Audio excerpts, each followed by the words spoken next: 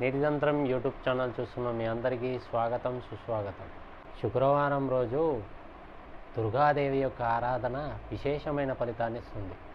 ఈ శుక్రవారం రోజు దుర్గాదేవి యొక్క ఆపదలను నివారించే ఆపద్దుద్ధారణ స్తోత్రాన్ని పారాయణ చేద్దాం.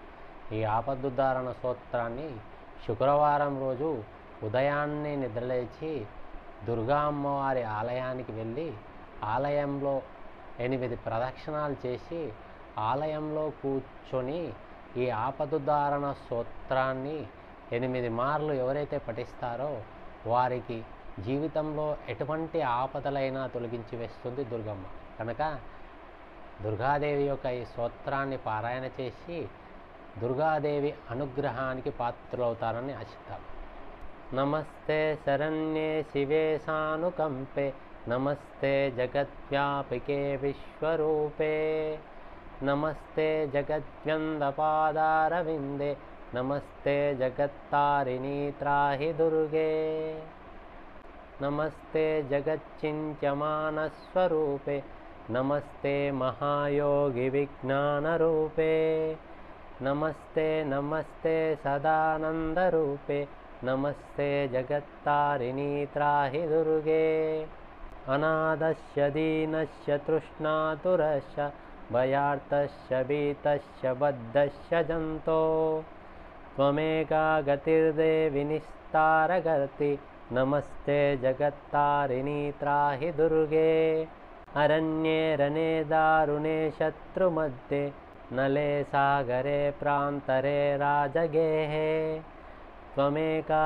గతిర్దేవి నిస్తారనౌకా నమస్తే జగత్తారిణీ త్రాహి దుర్గే అపారే మహాదుస్తరేత్యంతఘోరే విపస్సాగరే మజ్జతాం దేహభాజాం త్వమేకా గతిర్దేవి నిస్తారహేతు నమస్తే జగత్తారిణీ త్రాహి దుర్గే నమశ్చండికే చండదోర్దండలీల సమూఖండితా ఖండితశేషతత్రో త్వమేకా గతిర్దేవి నిస్తారబీజం నమస్తే జగత్తారిణీ త్రాహి దుర్గే త్వమేవాగభావా ధృతా సత్యవాదీర్న జాతా జితా క్రోధనాత్ క్రోధనిష్టా ఇడా పింగళా త్వాం సుషుమ్నా చ నాడి నమస్తే జగత్తారిణీ త్రాహి దుర్గే నమో దేవి దుర్గే శివే భీమనాథే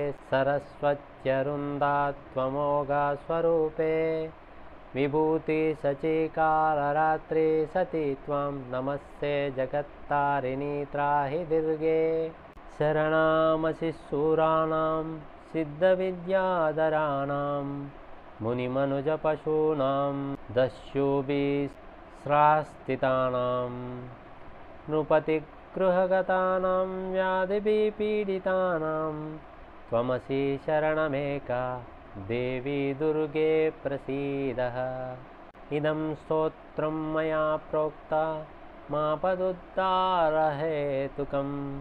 త్రిసంధ్యమేకసంధ్యం వా పఠనాత్ ఘోరసంకటాత్ ముచ్యతే నాత్ర సందేహో భువి స్వర్గే రసాతలే సర్వం వా శ్లోకమేకం వా యపఠేత్ భక్తిమాన్ సదా స సర్వం దృష్కతాం త్యక్త్వా ప్రాప్నోతి పరమం పదం పఠనాద్యస్య దేవేశి కిం న సిద్ధ్యతి భూతలే స్తవరాజమిదం దేవి సంప్రోత్కాతితం మయా